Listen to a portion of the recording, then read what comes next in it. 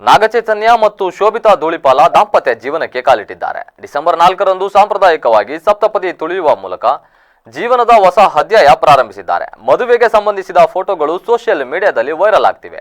ಈ ನಡುವೆ ನಾಗಚೈತನ್ಯರ ಮಾಜಿ ಪತ್ನಿ ಹಾಗೂ ನಟಿ ಸಮಂತಾ ಋತುಪ್ರಭು ಪೋಸ್ಟ್ ಮಾಡುವ ಮೂಲಕ ಅವರ ಪೋಸ್ಟ್ ಚರ್ಚೆಗೆ ಎಡೆ ಮಾಡಿಕೊಟ್ಟಿದೆ. ಹಾಲಿವುಡ್ ತಾರೆ ವಯೋಲಾ ಡೇವಿಸ್ ಕಥೆಯ ಕುರಿತು ಪೋಸ್ಟ್ ಹಂಚಿಕೊಟ್ಟಿದ್ದಾರೆ.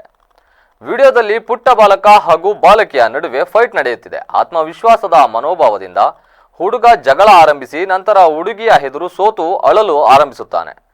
ಈ ವಿಡಿಯೋ ಹಂಚಿಕೊಂಡಿರುವ ಸಮಂತಾ ಹುಡುಗಿಯಂತೆ ಹೋರಾಡಿ ಎಂದು ಬರೆದಿದ್ದಾರೆ. ಈ ಪೋಸ್ಟ್ ಸೋಷಿಯಲ್ ಮೀಡಿಯಾದಲ್ಲಿ ಸಾಕಷ್ಟು ವೈರಲ್ ಆಗ್ತಿದೆ. ಸಮಂತಾ ಮತ್ತು ನಾಗಚೈತನ್ಯ 2017ರಲ್ಲಿ ವಿವಾಹವಾಗಿದ್ದರು. 2021ರಲ್ಲಿ ಈ ಜೋಡಿ ವಿಚ್ಛೇದನ ಪಡೆದುಕೊಂಡಿದೆ. ಅವರು ಪರಸ್ಪರ ದೂರ ಆಗಿರೋದು ಅಭಿಮಾನಿಗಳಲ್ಲಿ ಬೇಸರ ಮೂಡಿಸಿತ್ತು.